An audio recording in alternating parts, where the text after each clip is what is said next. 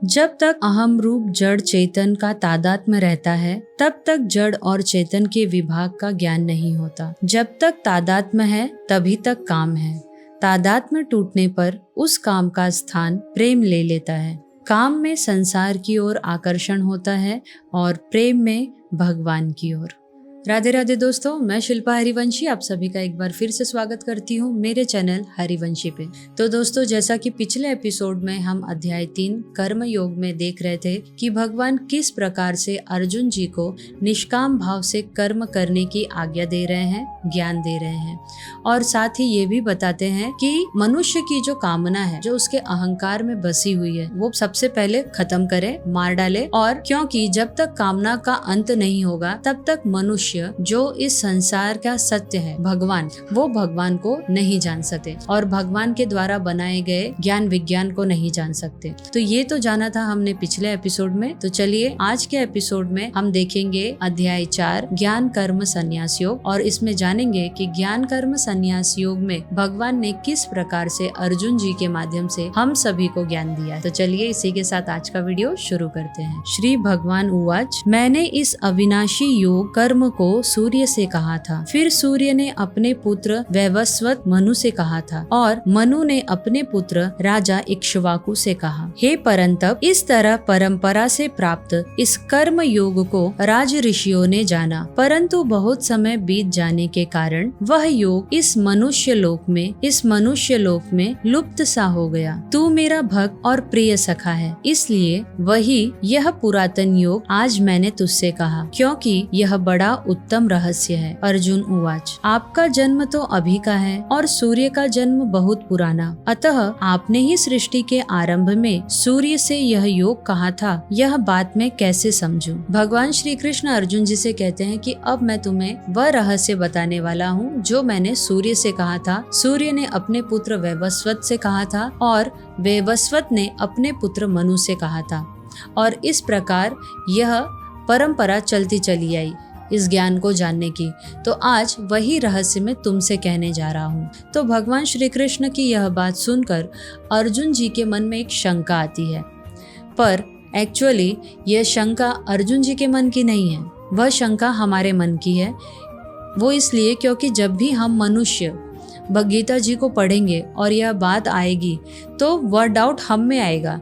इसलिए अर्जुन जी के माध्यम से भगवान श्री कृष्ण ने भगवत गीता जी का ज्ञान हम सभी को दिया है, हमारे लिए दिया है, हम कलियुगी मनुष्यों के लिए दिया है। तो इसलिए यहाँ पर क्लियर किया जा रहा है कि वो हम आगे देखेंगे कि क्या क्लियर किया जा रहा है। तो इसलिए अर्जुन जी भगवान श्री कृष्ण से कहते हैं कि आपका जन्म तो अभी का है, यानी द्वापर युग का है, और भगवान सूर्य तो कब से हैं, ये पृथ्वी संसार सृष्टि जब से बनी है तब से हैं। तो फिर मैं कैसे मान लूं कि आपने ये योग आपके जन्म से पूर्व सूर्य जी से कह दिया है, सूर्य भगवान से आप कह चुके हैं। तो ये मुझे कुछ समझ में नहीं आ रहा है। तो इस पर अब भगवान श्री कृष्ण क्या कहते हैं वो हम देखेंगे। श्री भगवान उवाच, हे परंतप अर्जुन, मेरे और तेरे बहुत से जन्म हो चुके हैं, उन सब को मैं जानता हूँ, पर तू नहीं जानता। मैं अजन्मा और अविनाशी स्वरूप होते हुए भी तथा संपूर्ण प्राणियों का ईश्वर होते हुए भी अपनी प्रकृति को अधीन करके अपनी योग माया से प्रकट होता हूँ। जैसा कि हम सब जानते हैं कि भगवान जन्म नहीं लेते, भगवान प्रकट होते हैं, क्योंकि वो भगवान है। तो वो हमारे जैसे पंचभौतिक शरीर से वो जन्म नहीं लेते। तो इसलिए भगवान क्या कह रहे हैं कि मैं अजन्मा हूँ। अर्जुन, ये मेरा कोई पहला या तुम्हारा कोई पहला जन्म नहीं है, हमारे अनंत जन्म हो चुके हैं और हम अनंत बार इस पृथ्वी में, इस सृष्टि में आ गए हैं और जा चुके हैं, परंतु ये सब मैं जानता हूँ, तुम नहीं जानते हो। यदा यदा हि धर्मस्य ग्लानिर्भवति भारत अभ्युत्थानमधर्मस्य तदात्मानं सृजाम्यहम् परित्राणाय साधूनां विनाशाय च दुष्कृताम् धर्म संस्थापनार्थाय संभवामि युगे युगे। हे भरतवंशी अर्जुन, जब जब धर्म की हानि और अधर्म की वृद्धि होती है तब तब ही मैं अपने आप को साकार रूप से प्रकट करता हूँ। साधुओं भक्तों की रक्षा करने के लिए पाप कर्म करने वालों का विनाश करने के लिए और धर्म की भली भांति स्थापना करने के लिए मैं युग युग में प्रकट हुआ करता हूँ। हे अर्जुन, मेरे जन्म और कर्म दिव्य हैं। इस प्रकार मेरे जन्म और कर्म को जो मनुष्य तत्व से जान लेता है, अर्थात दृढ़ता पूर्वक मान लेता है, वह शरीर का त्याग करके पुनर्जन्म को प्राप्त नहीं होता, प्रत्युत मुझे प्राप्त होता है। यहाँ पर भगवान ने कहा कि जब जब धर्म की हानि होती है तब तब मैं इस पृथ्वी पे जन्म लेता हूँ, अपने भक्तों की रक्षा करने के लिए मैं जन्म लेता हूँ और फिर से धर्म की स्थापना करता हूँ और फिर से वह युग चल पड़ता है, वह समय चल पड़ता है। और साथ ही भगवान ये भी कह रहे हैं, मेरा जन्म और कर्म दोनों ही दिव्य हैं, क्योंकि वो साधारण नहीं है, मैं साधारण नहीं हूँ, मैं भगवान हूँ। भगवान खुद कह रहे हैं मैं भगवान हूँ। तो इसलिए हमें इस बात पर डाउट नहीं करना चाहिए और भेदभाव भी नहीं करने चाहिए कि भगवान कौन है। श्री कृष्ण ही है भगवान और वही इस पूरी सृष्टि का संचालन करते हैं।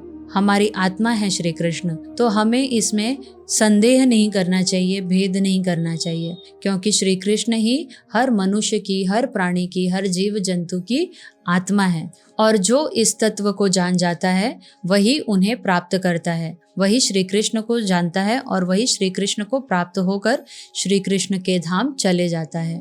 राग, भय और क्रोध से सर्वथा रहित, मुझ में तल्लीन, मेरे ही आश्रित तथा ज्ञान रूप तप से पवित्र हुए बहुत से भक्त मेरे स्वरूप को प्राप्त हो चुके हैं।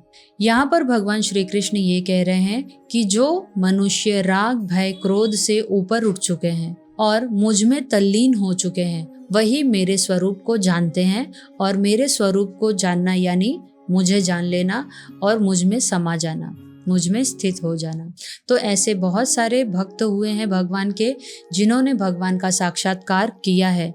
और आज भी ऐसे कई संत हैं जो भगवान का साक्षात्कार करके वो अपना अनुभव हमें दे रहे हैं कि हम भगवान के मार्ग पर चलें और भगवान को प्राप्त हों।